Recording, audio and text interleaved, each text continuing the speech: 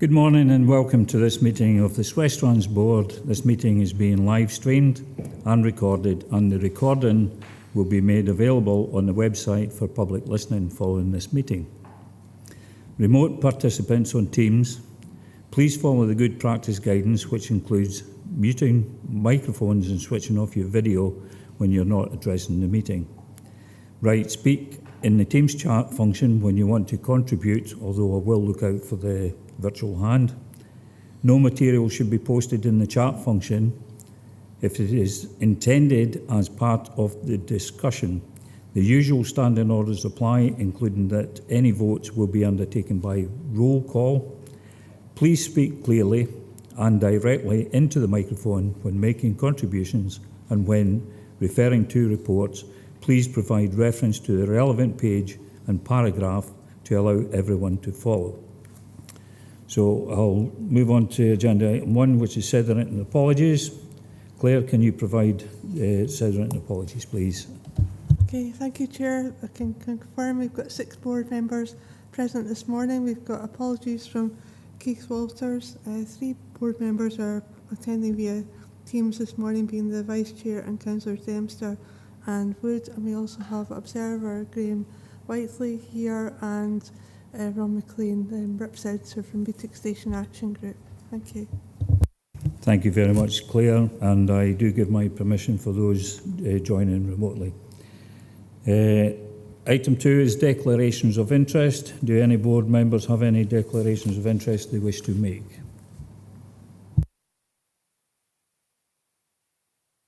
Don't see any hands going up. We'll move on to agenda item 3, which is the minute of the meeting on the 30th of June 2023. This is for approval. Can we approve the minutes as an accurate record? Getting nods in the room. Silence online. I'll take that as a yes. Thank you, board members. Now move on to agenda item 4, which is the report by external audit on the 2022-23 audit of South West Scotland Transport Partnership. This report is to present the SWestrans audited annual accounts and the external auditor's report on the 2022-23 audit of SWestrans in line with the required standards. We've got Kieran O'Brien and Peter Lindsay from the auditors from Audit Scotland are available to take any questions and intend to provide a short presentation on key points. Kieran, Peter, have you anything to add to the report? If not, please proceed with your presentation. Nothing to add. I'll just briefly talk over the report, if that's okay. I would direct your attention firstly to the key messages on page 3 of the report, and the first paragraph there relates to the audit of the annual accounts for 2022-23, and it highlights that our opinions, or audit opinions in annual accounts, are unmodified, so that's unqualified. No issues arising, and the financial statements show a true and fair view. In terms of the wider scope audit, we've got to cover the wider scope audit as per the Code of Audit Practice. So in terms of that, it's highlighting that the partnership demonstrates good financial management and operated within its revised budget for the year. We have highlighted that SWestrans has no medium or long-term financial plan and needs to develop a strategic approach to planning, and we've highlighted that in the action plan at Appendix A as a recommendation. And we're also highlighting there that you have appropriate arrangements in place to secure best value, and that's kind of linked into the Council's arrangements for best value. So in terms of the significant finding from the audit, there is only one, and that's shown in Exhibit 2 of page 8, and this relates to misstatements in the depreciation of vehicles. So given the value of the misstatements we identified is below our performance materiality, officers have decided not to revise the accounts for this, and we're satisfied with that decision. We have, however, made a recommendation in this area, and that's in the action plan at Appendix 1 that I've just mentioned. We've also made 2 further recommendations at Appendix 1, and we're satisfied with the proposed management actions for all 3 recommendations. And really, we just really thank Janet and the other officers involved in the audit this year for the support and assistance. So Kieran and I is happy to take any questions on the annual audit report. Thanks very much. Any board members got any questions to the auditors? Yeah, Willie? Thanks, Chair. And it's a remark made by the auditor in terms of medium and long-term financial plan. I'm looking at this, knowing that just this week it's a topical issue, at least in Glasgow, in terms where Strathclyde Authority, Transport Executive, talking about taking control of their own vehicles. And I know that was something that was floated in the Parliament, at least by one of our MSPs, in terms of Dumfries and Galloway. Is this something that maybe, perhaps addressed to the board, something that we should be looking at least looking at a feasibility study to see if that was something that could be viable for it and would it fit within the auditor's report? Thanks, Willie. Although it's not really relevant to the audit report at the moment, but Douglas, do you want to respond? Yes, thank you, Chair. Thank you, Councillor Scobie. I can advise that the Council has looked at undertaking what could be undertaking a review of the Council's own internal bus fleet to see whether or not that can take on the opportunities of the new Transport Act 2019 to become a full PSV operator.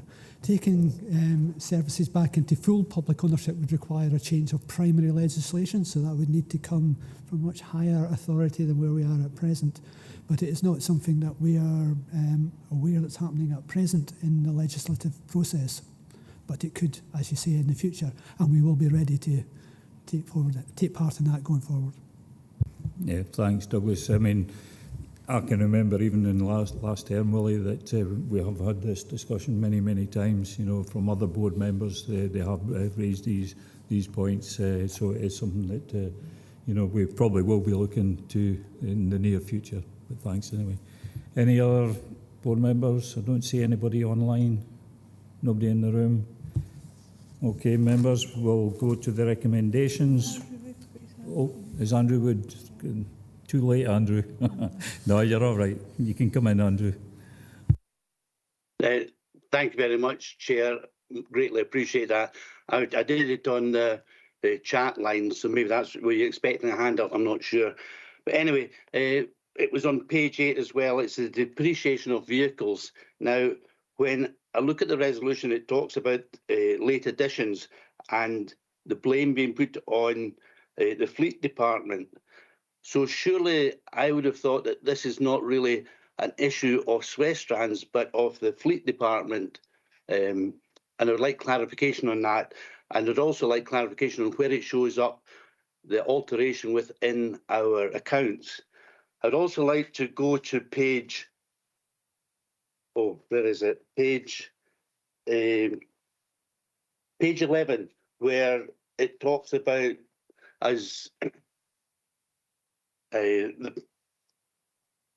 about the long-term financial plan. I have raised this time and again, and while I know we've got a 3-year financial plan with the council, I do believe that we need to look towards a 5-year plan as a minimum, and even if it's indicative figures that we're putting in, but at least have a direction of where we're going. So I completely agree with the auditors on that. And the final point is on page 15, where we're talking about climate change targets. We need to be more robust on that. Completely agree that we are deficient in that area, and I would hope that we can address that particular weakness. Thanks, Andrew. Anyone want to respond on that? Janet? Thank you, Chair. Regarding the new vehicles coming on, it does relate to SWestrans as the SWestrans vehicles procured for us. The delay by Fleet providing the information so we could actually put those vehicles onto the fixed asset management system was a genuine delay for them providing that information, which has resulted in this small undercharge of depreciation in year, and we've now put processes in place to prevent that from happening in the future. Thanks. And your other point was to do with the climate. Anyone want to pick that one up?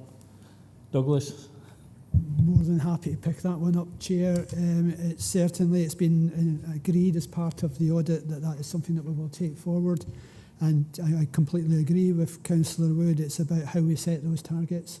Our RTS, our Regional Transport Strategy, is currently, following a further paper today, we'll be back with the Minister for sign-off. And we've had a session on the delivery plan.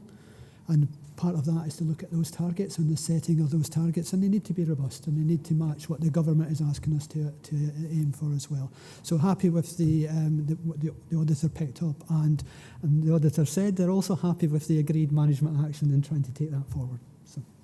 Thanks, Douglas, and apologies, Andrew. I didn't see the speak in the chat, but I've got the chat up on the screen at the moment, so I'll watch out for that as well as virtual hands. And apologies to the Vice Chair, Karen. I see you put speak in the chat, so if that's helpful, Andrew, I'll move on to Karen. Yes, no, very much appreciate that. Thank you. Thank you. Karen? Thanks, Chair. It was a similar point to the point that Councillor Woods just raised about the long and medium term financial planning. I guess it's a question about how much scope we have to do that, and how it links to the RTS, strategy's delivery plan. So we'll need to obviously think in the future about how our budget links to what we're delivering in the delivery plan. So I think you probably covered it in responses to Andrew, but overall I thought this was a really positive audit, and I'm sure a lot of work's gone into getting it to this point, so great to see. But yeah, it was just that potential about how much we do have control of our own financial future. Thanks, Chair.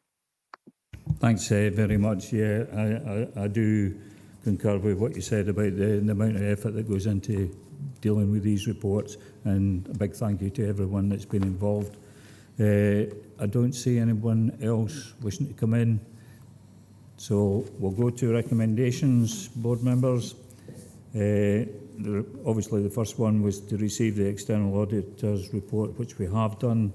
6.2 was to approve the letter of representation to be certified by the Treasurer and appended to the audit report as detailed in Appendix 2.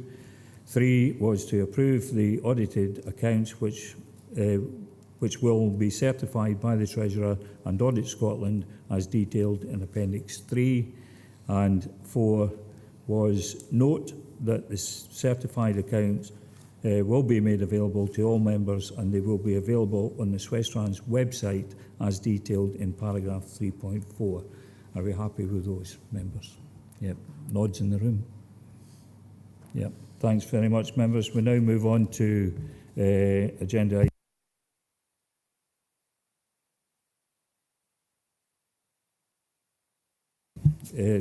We'll move on to agenda item 5, which is the Revenue Budget Monitoring Report 2023-2024 for the period ending 30th September 2023.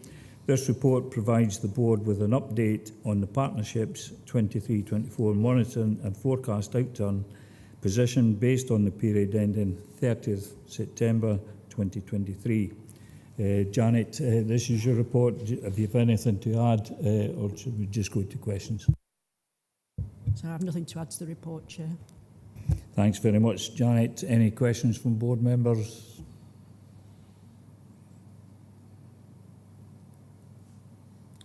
Yeah. Andrew?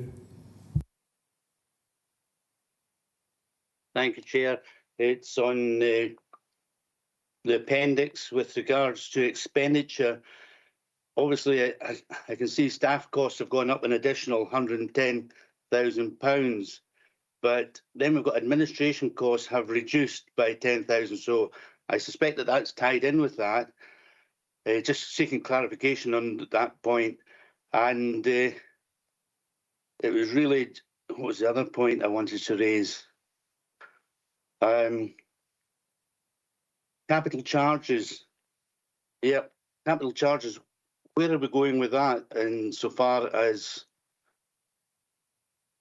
we've only actual expenditure is 166. Are we on track with that, or what's happening with regards to our capital charges, or do we see an increase happening? Furthermore, is I note that the Scottish Government funding has not increased. So in real terms, I suppose we're working with 10% less. As the council funding seems to be staying the same, I would hope that we'll see an increase in that in the future. And other contributions have reduced by about 300,000. Why has that been reduced? If we get clarification on those points, that'd be really helpful. Thank you. Thanks, Andrew. Janet? Thank you, Chair. The staffing cost line is increased due to being fully staffed with the officers that the council agreed to fund. That was that increase. The capital charges, we make an adjustment at the year end into the other contributions line to match that off in the financial reporting, and it appears as a separate line within the annual accounts. So that's why those two figures have reduced by the same amount. And yes, the Scottish Government funding has remained constant for several years now. Yep, thanks very much. Douglas, you want to add to that? Yeah, Chair, just to pick up on the Scottish Government funding, it's something that all RTPs have highlighted with the government, that funding hasn't increased since our inception, almost back in 2006, and it's almost a reduction each year because it hasn't increased in line with any inflation. The other contributions element in there is that we no longer manage the 101, 102 Dumfries to Edinburgh service, so therefore we're not expecting any money coming in for that. We're paying money out for it, Chair. Has that been helpful, Andrew? Yes, very much so. Thank you. Thanks very much. Any other board members or observers? Graham? Thank you, Chair. This is sort of towards Janet or even the auditors. We've just discussed that in real terms the budget has declined ever since SWestrans was set up. But I mean, we're still in the era of unknown inflation, which is affecting all sorts of things, staff costs and project costs and everything else. And I just wonder whether there's a wider view in the council, and perhaps even our auditors might have a view as to how we are supposed to manage this sort of pressure. Yeah, very fair point. Anyone want to come in and answer that? Nobody. Yeah, I think we're all probably all in agreement on that one, Graham. Yeah, where do we go? I mean, unless the funding's started to increase, we're finding ourselves in a very difficult position. Yeah, so don't see anyone else want to come in. Okay, members, we'll move to the recommendations, which was to note the forecast outturn for the revenue budget as at 30th of September 2023. Happy to note. Yep. Thank you, members. Now move on to Capital Expenditure Programme 2023-24 to 2025-26 update. This report provides the board with an update on the capital programme for the 23-24 to 25-26. And Grant, this will be your report. Have you anything to add, or want to go with questions? Nothing to add, Chair, thanks. Thanks very much. So open to questions, board members first.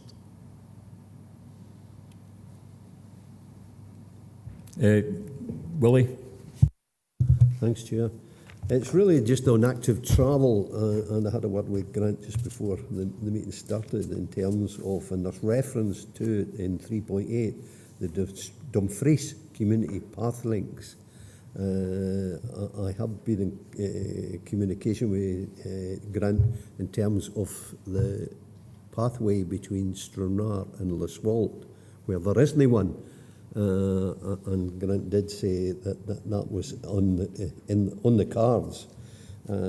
So hopefully we can see progress on that one, on Stranraer to Liswalt, where there isn't a pathway for people wanting to walk, cycle or whatever.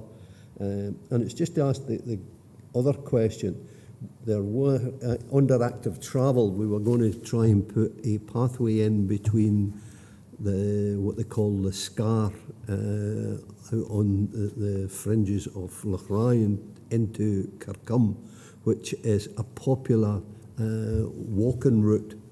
And that one depended on a contribution from the Kirkham Community Council that has perhaps not materialised. Is there any reason why we couldn't and shouldn't progress with that particular pathway? If that could be information we found on that one. Okay, I'll let Douglas come in on this one, Willie. Yeah, certainly on the second pathway, I don't think there's any reason why we couldn't get involved in that and have a discussion to see why we couldn't assist in taking that forward. There's going to be, as the report says, significant active travel funding available, particularly from next year with we're going up to £320 million worth. We need to be in a position to take advantage of that, and having schemes that are there and ready to be done, that have community support. As you know, community support is very important for these. Is something that we're happy to do. So again, happy for Grant to make contact and take that forward. So I suppose if there's other projects on the go, Grant could probably get involved with some of those as well. One particular one that comes to mind, there's one from Lockerbie to Lochmaben. I think that's been dealt with under SWestrans, so maybe we can link up on something like that as well. I don't know if that's something that this board, sorry to put you on the spot, Douglas, but the board could assist in any way. Chair, yeah, we are in discussions with the group at Lochmaben that are taking this forward, and we're looking at a way of building that into our processes as well. Funding is likely to change coming next year as well, and how that's delivered. We don't know what that is yet. We're still waiting for advice from government, but as soon as we have that, but we are aware there's a significant amount of funding, and yes, we are here to assist communities in their ambitions. I think that's the message that's out there. Part of this report is looking at filling the resource that we have to assist with that, because let's say my staff are struggling to a degree with the amount of projects across the region that they're having to deal with, and they are very time consuming, but it's very worthwhile having that community link, because without the community support and this change in to active travel from car, etc., we need to change hearts and minds, but we need the community to come with us on that. Yeah, and I think to be fair, we've had quite a successful one up, bidding up on this deal. I think it was Pinpunt to Thornhill, so that's the kind of thing that we try to endeavour and take forward. But yeah, Karen? Thanks, Chair. It was just, I think, picking up on the point that Douglas was mentioning about recruitment. And the ask of the board to approve that recruitment, I'm really supportive of it. Can I just check it doesn't impact on our revenue budget at all? It is a capital post because it's delivering capital activity. Douglas, interesting just to understand how it links with council posts who are dealing with active travel. I know also that you've been having some really positive discussions with Scottish Borders Council and SWestrans, and I think that link around active travel and just sharing expertise across different organisations is really key to unlock our ambitions here. Thanks, Chair. Yeah, thanks, Karen. I did notice in 3.9 about the intention to recruit somebody in that post, and obviously we don't want to be spending all our active travel funding on one particular person, but I mean, I'm sure it'll be within the usual banding, I would suggest. But I'm only surmising at the moment. But I'll let Douglas come in on that one. But thanks, Karen. Yes, Chair. The post is at we've already got an existing post there. The banding is at a reasonable rate for that level of post. And it will be capital funded because it will be completely focused on delivering schemes. There will be a policy element within that as well, but policy can be covered across that level of that type of funding as well. very much working closely with our partners across the kit, and this will assist the council's active travel team. Are also in a similar position in staff resources wise and trying to deliver multiple projects at the moment. We're learning as we go, and I think this post will add to that mix as well and allow us as a region to take much more advantage of the funding that's coming our way, and we just need to be there and to be able to move at pace. As the Minister likes to say, he wants everything to move at pace. But to deliver, we also have to be in that position. I think it was picked up within the audit as well, that we need that ability to deliver going forward. Hopefully that's helpful.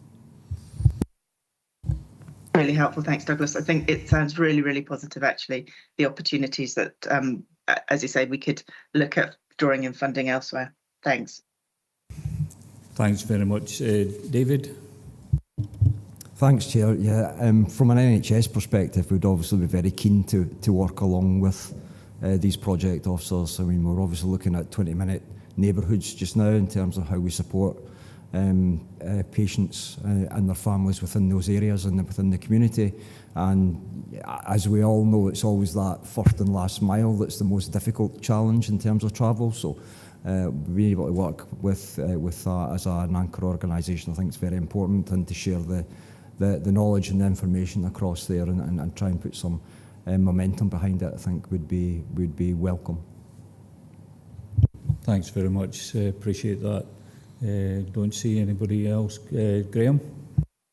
Thank you, Chair. Just my perennial question, if Douglas has got anything more to add about Lockerbie Station to the couple of paragraphs in the report. Are things happening? Douglas? Are there spades on the ground, as the government's fond of saying? Hopefully very shortly. Right.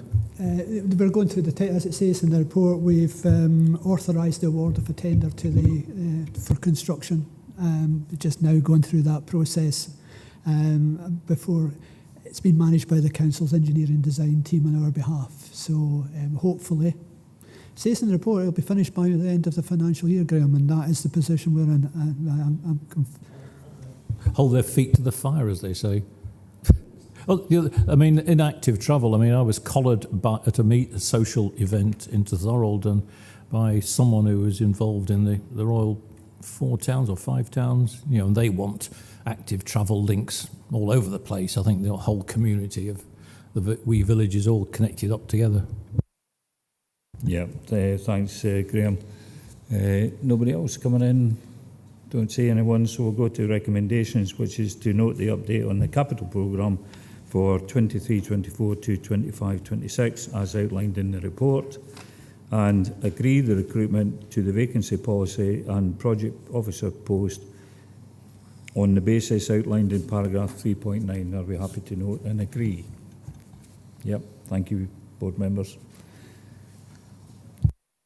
Now go on to agenda item 7, which is the Regional Transport Strategy 23 to 2042. This report advises the Board of feedback received on our submitted Regional Transport Strategy 2023 to 2042 and seeks agreement to a response. Douglas, this is your report. Have you anything to add? No, nothing to add to the report, Chair, but happy to take any questions or any suggestions on any of the responses. Thank you, Douglas. Any board members got any questions?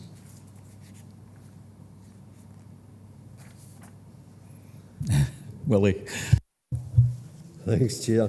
I'm looking at page, and I don't know what, under 11.1.10, that refers to the decarbonisation action plan, electrification, and it refers there to the Girvan to Stranraer will remain permanently an alternative decarbonised solution. I know there was talk, or I believe there was talk in terms of electrifying the line between Ayr and Girvan, but not to extend it any further than Girvan, which would put a big question mark under the rail link between Stranraer and Girvan, and whether we should be looking at that in terms of the long-term prospect of the Stranraer to Glasgow line, and indeed Stranraer to Ayr and then down the west coast. Again, Chair, just to raise, given what we heard in Council about the possibility of an enterprise zone in and around Cairnryan, why we would not look at the possibility of monorail between Cairnryan and Stranraer as a strategic point for us as SWestrans. And likewise, the Stranraer to Girvan line was downgraded in terms of freight at one time, and Stranraer was a big freight depot, particularly for steel coming from the northeast, going over to Northern Ireland.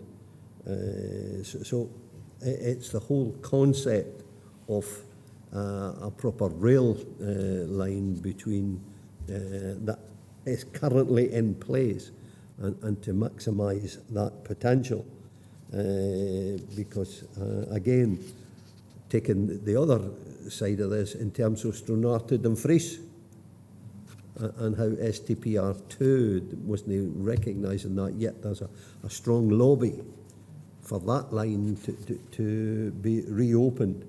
Maybe not in the same way it serviced all the points on journey, but at least to look at it as a strategic point for SWestrans.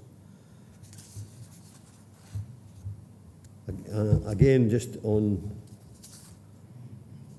I don't know what page it's on, and that's just reference to the 75 and the 77, both roads serving the port of Cairnryan, and again referencing the strategic economic impact report that we got, where there could be £15 billion of benefits for both roads to be upgraded, and I would like to think we could recognise that in our strategic way forward.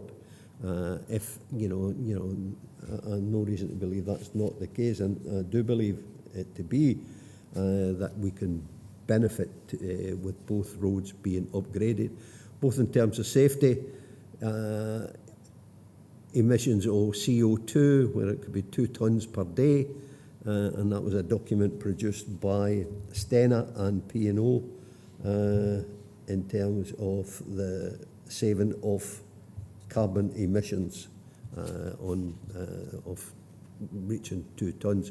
I think if we could try and capture some of these remarks in the strategic document moving forward. Yeah, thanks. Willie Douglas, do you want to respond on the points? Sorry, Chair. Yes, and just to come back, Willie, they are in the actual strategy itself. This is only just snapshots of what Transport Scotland have requested we either take out or change. With particular reference to the Stranraer line coming down, the Scottish Government in the past has made it very clear that there's no intention to remove the line from the network in any way, and I think it would be useful to get that commitment again, given where we are, and that's something we're meeting with the Transport Minister in a couple of weeks, so we will raise that issue at that point. Within their comments on the rail network, they suggested that we take out the reference to the Dumfries to Stranraer line being reinstated, which is an ambition of the strategy. We've gone back on that, and what we're suggesting is that, well, we recognise that restating the railway was not included in STPR2, which only covers the period to 2032. It has been retained in the strategy as a longer-term ambition. So that's what we're making it clear it's still an ambition. And it's similar for the 75 and the 77 issues that you raised there as well. We've gone back with a similar statement on those as well. So hopefully that helps. Okay, thanks, Willie. I'll see if there's any board members, Graham, before I let you in. Any other board members? Karen? Thanks, Chair. Sorry, Douglas was getting into the question I had. So generally, I thought the comments looked pretty positive. Interesting, Douglas, on any reaction. Is this the sort of comment that you would have expected to get from Scottish Government and Transport Scotland? They felt kind of picking up on the detail rather than the kind of ambition, which seemed a good place to be. I just wonder about some of the statements we're making about STPR2 and whether we should be a bit more robust in our language. So absolutely, it remains an ambition of SWestrans. Should we say that a little bit more robustly, given that I think we recognise that STPR2 perhaps didn't address all our ambitions and perhaps wasn't as relevant for rural Scotland as it should have been. I just wonder whether we could be a little bit more robust in how we're going back to them. Thanks. Thanks, Karen. That's a fair comment, Douglas. Yeah, yes, thanks, Chair. Yeah, definitely happy to robust up any response, as always, in these things. In respect to your first question, I think there was no fundamental issues with the strategy, which is good. I think that's really very positive for the strategy and the development and the amount of time we spent doing it. The picking up of little bits and pieces, yeah, I would do the same if I was responding to a to a document to a degree. I think there's obviously, I think the point about this is a 20-year strategy, and they're looking at STPR2, which is only a 10-year framework as well. We have to break that, and I think that robustness, I'm quite happy to the statements where we've made regarding STPR2. I shall add a couple of extra words in there that make it very clear what our position is on that going forward. Thanks, Brilliant, Douglas. Thanks, Karen. Before I take you, Graham, I'll take the board members first on questions. Willie, you wish to come back in? Please, Chair. And it's just on the back of what Karen was saying there, how we should be more robust in terms of STPR2. And again, it's delayed again. And I don't know how many delays there's been on STPR2 in terms of the presentation to the Parliament. But I think we should maybe question as well, right to the Scottish Secretary of State, just to clarify, because we've got an announcement, and the announcement was made by the Prime Minister at the Tory conference that, they were going to do, or the A75 was going to be part of their plan, given the HS2 and all the rest, that money would be coming this way, but still missing out the 77. That's equally as important to the economy of Dumfries and Galloway, the port of Cairnryan and everything else. And I think that we need to be writing to the Secretary of State, because he did write to me and say, don't fear, the 77 will be included. And I've got a email to that effect, and I've written to him. But it would be good to come from SWestrans, both to the Scottish Government in terms of STPR2 and where both these roads stand in terms of the upgrading to dual carriageway, and to the Scottish Secretary of State to ask that the 77, where is the discussions on the 77 between the two governments? Yeah. Thanks, Willie. While I welcome any money, it doesn't matter whether it comes from Westminster or the Scottish Government, but we do recognise in our transport strategy that the A75, A77, A76 are very crucial to our area. I don't know if you want to add anything to that, Douglas. One thing, I know that we're only 4 weeks away from the next board, well, as you know, and we're having a presentation at that, which will go in more detail on the 75 and 77. So I think perhaps after that meeting, it would be the time to then write to the Secretary of State rather than just now. Okay, happy? Yep, okay. Graham. Thank you, Chair. Just to help Councillor Scobie, it is true that the line, the Stranraer line beyond Girvan, isn't shown as being overhead electrification, but the Scottish Transport Scotland's rail electrification strategy doesn't cover every piece of line in Scotland with wires, and they are proposing sort of more extreme extremities of the network are by hybrid or battery electric traction. I went to a conference, must be nearly several months ago now, and Transport Scotland's sort of rolling stock person were saying that they've got 3 tranches of rolling stock they need to replace. The stuff that runs on the Nith Valley line, the old diesels, and they need to buy those replacements and buy stuff for the far north lines and trains for the likes of Girvan Stranraer. But to the best of my knowledge, none of those procurement exercises have actually got going. And Scottish government's strapped for cash the same as everybody else. Just on the 15 bill benefits, in transport planning economic valuation, if you save a minute's travel time between here and Stranraer, that's worth money. It's worth £1. You multiply all that together by the different classes of vehicle, lorries, cars, everybody, you end up with 15 billion. Now, you might get some spin-off at Stranraer, with improvements, the hotel trade might pick up. But at the end of the day, that 15 billion comes from a mathematical analysis of journey time savings. I did all this a long time ago. Finally, the A75 does feature in the national government's list of 70-odd schemes that were going to be funded. And to be honest, Councillor Scobie, if we see anything happening on the A75 out of that package of measures, I shall eat my hat. I think we'll hold you to that then, Graham. Okay, thanks for that, Graham. I don't see anybody online, nobody else in the room, so shall we go to... Oh, yeah, Ron. Thank you, Mr. Chairman. A couple of things I would like to ask. This, I assume, has Transport Scotland has had input into this, asking for stuff to be removed or altered. Is it going in? When is it going to be signed off? And thirdly, priority 38, which was looking at a local service between Glasgow, Edinburgh and Kirrell. Has that now been withdrawn from the document? Thank you. Thanks, Ron. Douglas? No, again, it's similar to the discussion about STPR2 and for the 3 railway stations which they asked to be taken out. We are stating in here that we're not taking them out and they are part of our ambitions, so they remain in the strategy.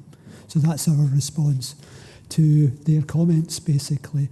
Once the board agree the response to the comments, we then submit a revised RTS to them with any minor changes that are within this document agreed. That then goes to the Minister at that point and it will be signed off hopefully reasonably quickly once the Minister gets it. Within reason, because Ministers are always busy.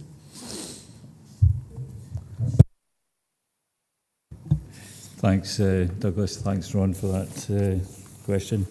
So if we go to the recommendations, it's to review and agree the suggested response to the feedback received on the SWestrans Regional Transport Strategy 2023 to 2042 at the appendix. Are we happy to review and agree? I think we've done that. So, nods in the room.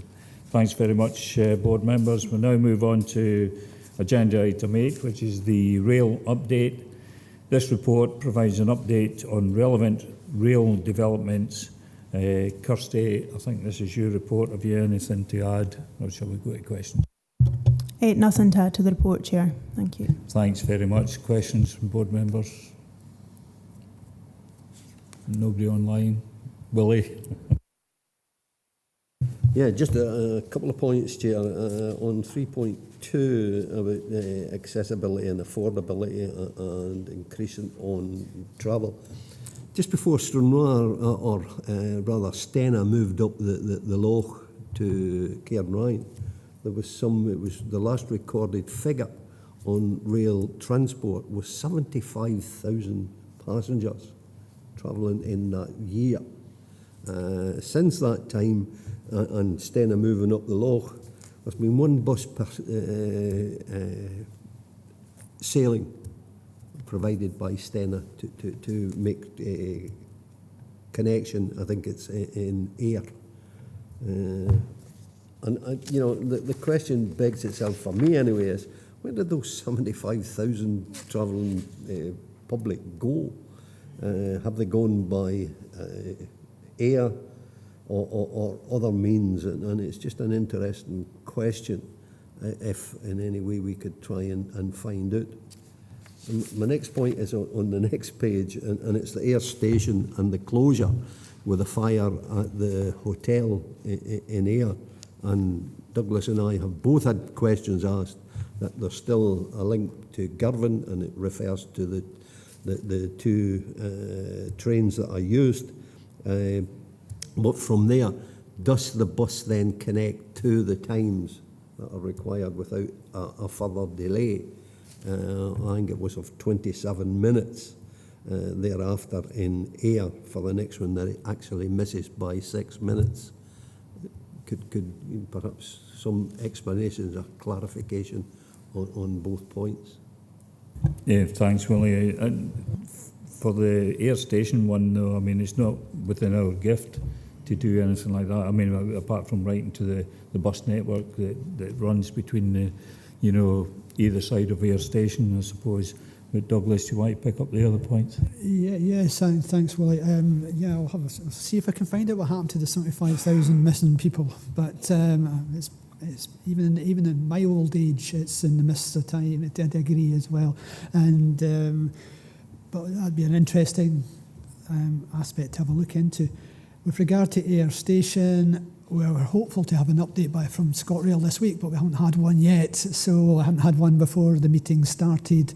But yeah, I'm aware of the points that were raised by your constituent as well, and we'll take those up when we have a discussion with ScotRail, and if there's any way we can tighten up what they are providing, how long it's going to be for, etc., we will advise the board, and I'll advise Mr. Lynch appropriately as well. Okay.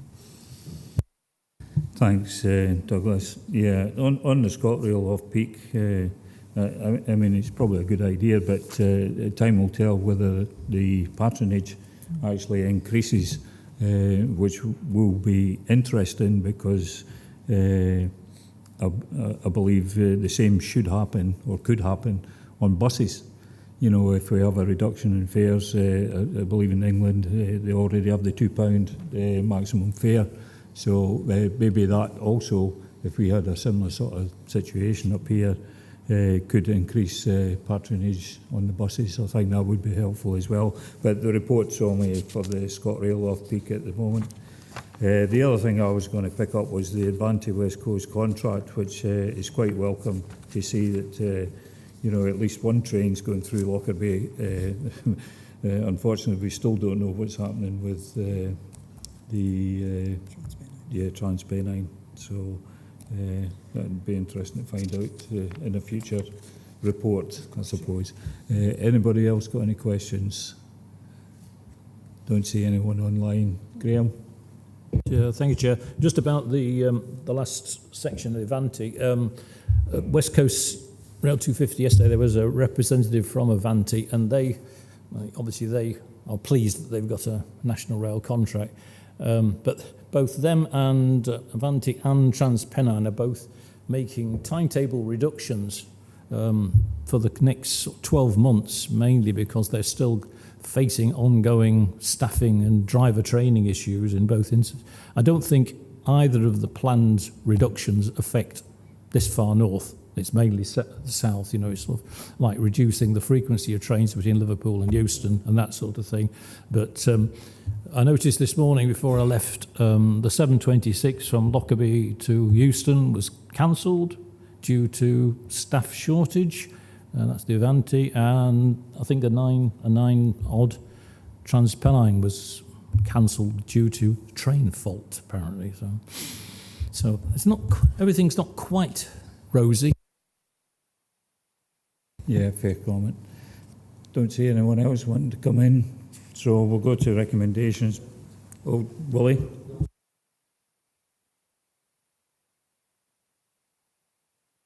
Yeah, Chair, just on the recommendations where the ScotRail off-peak date trial and dividends, just to the point I was making about the annual 75,000, that was the last recorded. I just wonder if we could write to Stena and ask if they have seen a downturn of that 75,000 in their travel, and whether, you know, they could elaborate more on, because you can get a ticket, I believe, from Belfast to Glasgow using the rail link, and whether, you know, that's been a significant change, or whether what is the actual figure on that particular aspect, or, you know, so we can get a grasp as to where, you know, where do these 75,000 people, where have they gone? What mode of transport are they using now? Thanks, you wouldn't Willie. mind under that recommendation just to write this then and just to post these questions. Thanks, Willie. I think Douglas did give a commitment to try and find out about the 75, so do you want to come in? Yeah, Chair, I'm more than happy to write to Stena as well in the terms, yeah, look at the rail and sail sort of aspect as well, and see what the numbers are there, and if they had that difference since that's how. I don't know if we need to change the regs for that, Chair. I'm quite happy if Councillor Scobie's happy to trust my word on this, that I'll do that. Okay, thank you, Chair. We've captured that in the actions. Thanks, Willie. Right, we'll go to recommendations, which is one, the ScotRail off-peak, or board members are asked to note, one, the ScotRail off-peak all-day fares trial, two, the air station closure, and three, the Advantage West Coast contract and an action on Douglas. So if we're happy with that, we'll move on to the next item on the agenda, members, which is number 9. This is a standing orders review. This report provides an update on the review of standing orders, and this is your report, Claire. Have you anything to add, or shall we just go to questions? Nothing to add, Chair. Thank you. Thank you very much. So I'll open it up to board members. Questions first. Don't see anyone in the room. Nobody online. It's your lucky day, Claire. Okay, we'll go to the recommendations, which is one, that no amendments are required to standing orders at this time, and two, that a review of the procurement standing orders will be undertaken and a report back to the board. Thank you, board members. We'll now move on to agenda item number 10, which is the calendar of meetings. This report asks the board to agree the calendar of meetings for the 2024. Claire, again, this is your report. Anything to add, or shall we go to questions? Nothing to add, Chair. Thank you. Thanks very much. Open it up to boards. Questions? No one? Okay, again, you go off lightly. So we'll go to recommendations, which is members of the board are asked to agree the calendar of meetings for 2024 as set out in paragraph 2.2. We're happy to do that. Thank you. And I think that's us then, board members. Any other business which the chair may decide is urgent? Well, I have no urgent business. Oh, Jim Dempster. Right, sorry, Jim. Didn't see your hand going up. No, it's all right, Chair, and it's not really any other business other than of a couple of urgent issues I could do with I could do with discussing with Douglas. If you wouldn't mind staying online, or alternatively give me a call in the next wee while, I'd appreciate that. But other than that, well done, Chair, and thank you. Thanks, Jim. I think Douglas is putting his hand up like a telephone to his ear, so he'll probably give you a call. Yeah, can we listen in, Jim? Yes, I'm more than happy. No, we'll leave it at that. So there's no other business, so thank you, everyone. Thanks for turning up today. Have a safe journey back. Thanks, everyone. Bye. Thanks, Chair.